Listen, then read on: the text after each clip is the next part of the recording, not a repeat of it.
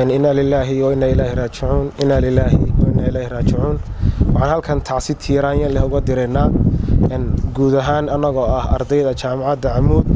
gaar ahaan anagoo ah ardayda reer Puntland walaalkayo Ibrahim Salaad oo maanta gacan ka xaq darin ku dishay magaalada Boorama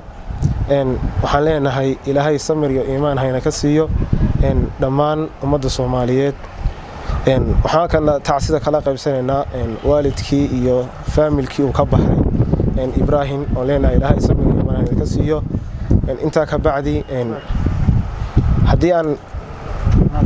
halkan ka sheego sida uu dhacay dilka walaalkayo Ibrahim wuxuu arday ka tirsan jaamacadda Amuud dhigtana faculty engineering ka Safarmore waxa dhacday inuu galabtii uu galay imtixaankii finalka ahaa uu kaga gudbiyay Safarmore-ka uguna u gudbayay junior-ka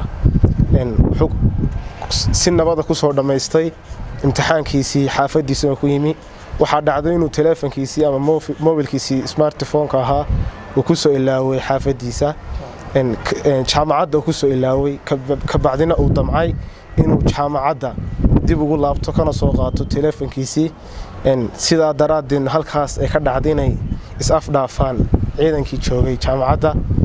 sidaasna walaalkayo ay tiisi ku noqotay waqtigiisina uu intaas ku dhamaaday waxa kaloo jira warar suuq ku jira in Ibrahim uu si tacalan Soomaaliya ama uu xidhnaa Soomaaliya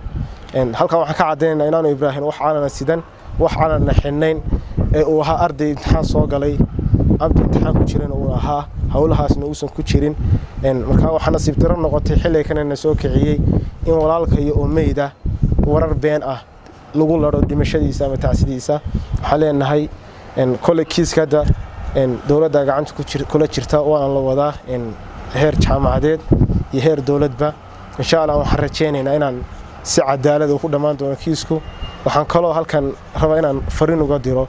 arday badan iyo xan suuqa ku jirta oo leeyahay in bari subaxa leeyahay waxa dhici doona mudaharaad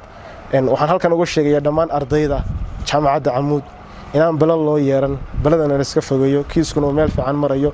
marka Ibrahim uu cadaalad waayo ka bacdina wixii la sameyn lahaa markaas ay gudboon tahay laakiin marka hore laga warsugo dawladda inna lillahi wa inna ilayhi raaji'uun sida ay walaalahayba ka dhawaajiyeen horta waa dareen aad u xun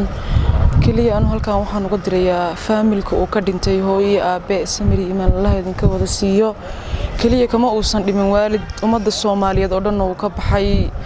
mar labaad iyo mar saddexaadna waxaan aad tacsi ugu dirayaa hooyadiis iyo aabihiis iyo familka uu ka dhintay oo dhan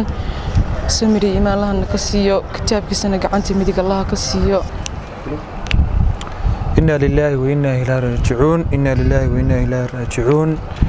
waxaan tacsi halkan uga direynaa walaalkeen Ibrahim Salaad oo maanta ku gacan ka xaq darin ku dishay magaalada Boorama gaar ahaan jaamacadda Amuud ehelkii iyo qaraabadii iyo jaamacaddii iyo ardaydu ka baxayn waxaan leenahay samir iyo iimaan Allah inaga siiyo kulli arimaha iyo arintu soo dhacdo waa laga hadlay